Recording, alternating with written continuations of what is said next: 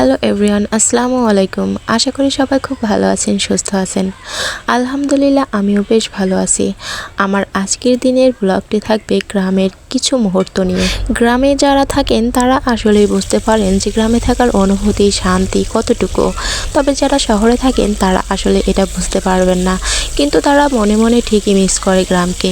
তো আজকে আমার এই ব্লগটি দেখে আপনাদের যার মনে যে মতামতটা আসে আমাকে কমেন্ট করে জানাবেন যে গ্রামে থাকার আমার এই মুহূর্তগুলো আপনাদের কাছে কেমন লাগলো। আর ভিডিওটি ভালো লাগলে ভিডিওতে একটি লাইক করতে ভুলবেন না।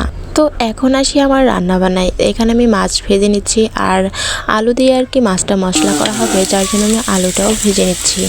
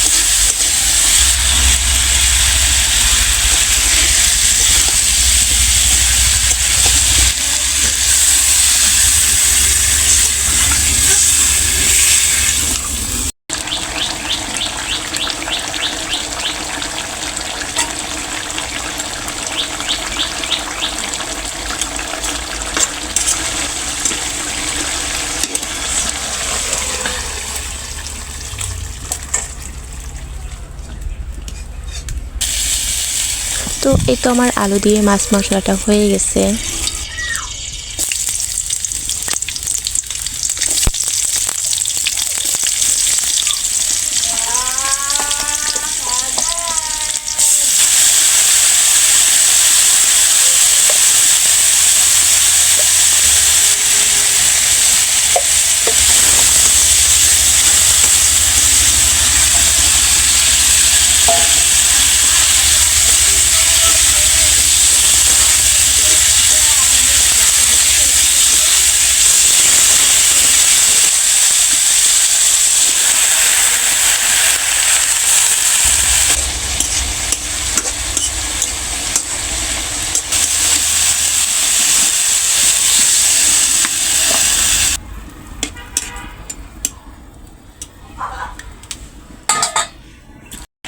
আজকে এখানে আমি পালং শাক রান্না করছি, আর রান্নার প্রায় শেষ মুহূর্তে আমি কাঁচা পেঁয়াজ দিয়ে দিচ্ছি। এই রান্নাটা আসলে আমার বড় আপু আর মার কাছ থেকে শেখা, তারা এভাবে রান্না করে, তো আমি সেভাবেই রান্না করছি। আর বেশ মজারও ছিল রান্নাটা।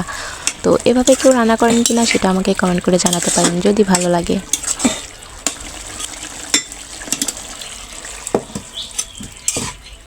তো এখানে আমি শাকটা নামিয়ে আর কি ভাতটা উঠিয়ে দিচ্ছি, যেহেতু দুপুরে রান্না করছি তাই আর কি। আর ভাতটা আগে রান্না করে নেই, লাস্টে রান্না করা হয়।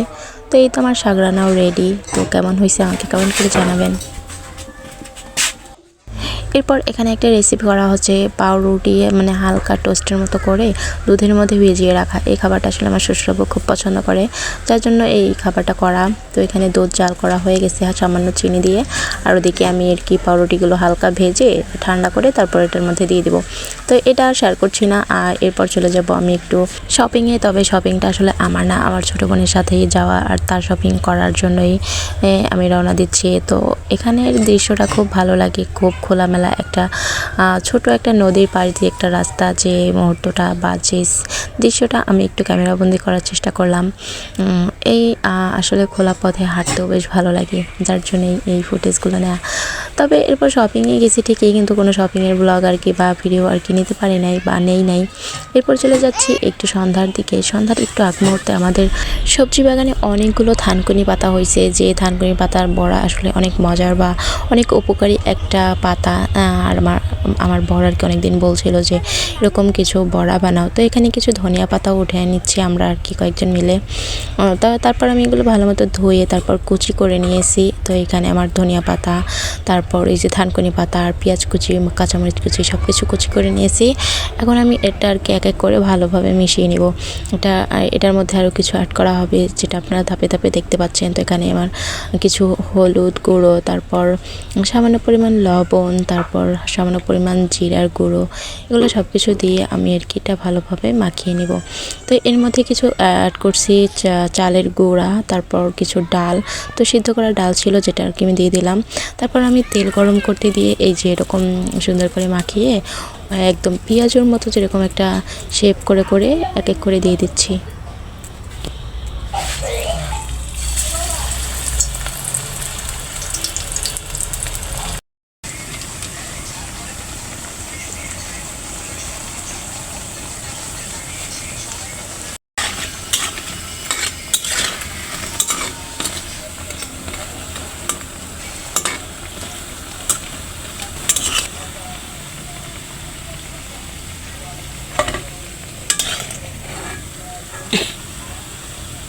তো এই থানকুনি পাতার বড়াটা বেশ মজার ছিল। তো আপনারা এইভাবে চাইলে বানিয়ে খেতে পারেন। তো আজকের ব্লগটি আপনাদের কাছে কেমন লাগলো সেটা আমাকে অবশ্যই জানাবেন। আর ভালো থাকবেন, সুস্থ থাকবেন। আল্লাহ হাফেজ।